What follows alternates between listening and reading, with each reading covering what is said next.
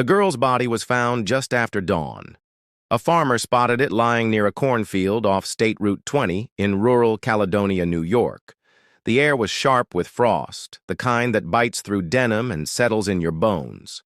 She was young, maybe 15 or 16, with light brown hair, a freckled face, and a bullet wound behind her left ear. She had no ID, no purse, no shoes. The only clues were the clothes on her body: a red windbreaker with a Boston-style embroidered lining, jeans, knee-high socks, and a plaid shirt. Her nails were freshly painted. Her teeth had been taken care of. Someone once loved her. But no one came forward to claim her. No missing person reports matched. No parents called. No school reported a student gone. So the town buried her with a temporary marker. Just a date: November 10th, 1979. For 35 years, she was known only as Caledonia Jane Doe. Detectives went door to door in the surrounding counties, showing her face in sketches and artist renderings. Truck stops were canvassed, hospitals checked, and high schools contacted. Still, nothing. They knew she hadn't died right where she was found. Drag marks in the grass, tire tracks. Someone had left her here, positioned her, even buttoned up her jacket. But they hadn't meant to be caught. She was likely shot somewhere else, late at night, and dumped before the sun came up. The autopsy confirmed she'd eaten hours before death. Maybe from a rest stop, maybe a diner. No signs of long-term abuse, no history written on her bones. But she had bruises. Fresh ones. Defensive wounds. The murder weapon was never found. They checked every lead: local runaways, teens from shelters, children who'd vanished without a trace. But the list was long, and her name wasn't on it. The sketch went national in 1980. Thousands saw her face. Letters poured in from across the U.S., but none identified her. As the years passed, new technology arrived. Her body was exhumed in 2005 for DNA. They uploaded her profile into national databases. No matches. In 2009, she became one of the first cold cases posted to NamUs, a federal system meant to link the missing and the unidentified. Even then, no results. She was the kind of mystery that kept detectives awake. Not just because she was young, not just because she was murdered, but because she'd disappeared so quietly from someone's life. No alarm, no poster, no one ever came to look. That fact haunted everyone who touched the case. In 2010, a woman named Barbara Ray stumbled onto the Jane Doe listing. Barbara wasn't a cop or a forensic expert. She was a high school teacher from Florida. But she'd lost students to the streets, kids who'd vanished, some who'd come back, some who never did. She began to volunteer her time, scanning missing person databases and cold case files, looking for overlooked matches. That's when she found a girl named Tammy Jo. Tammy Jo Alexander had gone missing in 1979. She was 16. She'd run away before, but always came back. Her mother didn't report her missing. Said she thought Tammy had moved to California with a friend. There was no police report. But Tammy had confided in classmates that home wasn't safe. Her stepfather was controlling.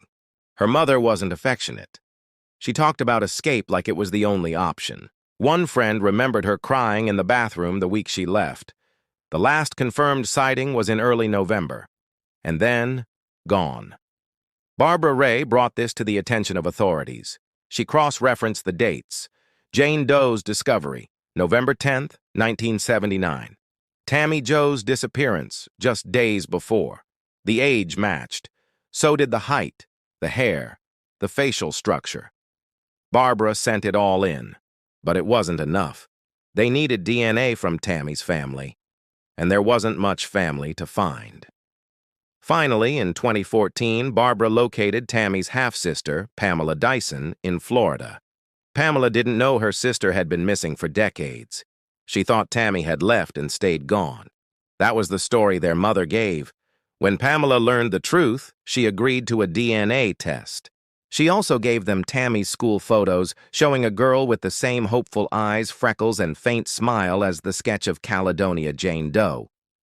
The results came back in 2015. It was her. After 35 years, the girl buried with no name had one again, Tammy Jo Alexander. The town of Caledonia held a second funeral. Detectives who'd worked the case, now in their 60s and 70s, attended in silence. People cried, people who had never known her. The pastor spoke of how no one should leave this world unnamed. A headstone was placed with her real name this time, her full birthday. A quote. And an apology from a town that had done its best, but hadn't known her until she was already gone. Now they had her name, but they still didn't have her killer. With new eyes on the case, investigators reopened the crime scene photos, evidence bags, and notes. Tammy's timeline helped. They now believed she'd hitchhiked from Florida, heading north or west. Somewhere in Georgia or South Carolina, she was picked up, likely by a trucker or a man traveling alone, someone who earned her trust for a few days, someone who bought her a meal, maybe even helped her believe she was finally safe. Then, for reasons unknown, something changed. The theory was murder by someone passing through, maybe someone who traveled back roads, someone who knew where to dump a body and disappear.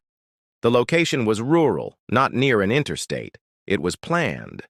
But no fingerprints, no suspect DNA. One witness, a woman named Patricia, came forward in 2016. She'd been working at a diner in Ohio around the same time. Said a man came in with a girl matching Tammy's description. The man was older, mid-30s, with a rough beard and southern accent. He was controlling, didn't let her speak much. The girl had looked scared. It was a vague lead, but police sketched the man and reissued composite drawings. Tips came in. None stuck. In 2018, Tammy's friend from high school submitted old letters and journals Tammy had written. One entry mentioned a man named Hank who was going to take her out west. She didn't trust him but felt she had no better option. Police searched for any Hank associated with missing persons, truck drivers, even parolees, dozens of names, hundreds of files, no match.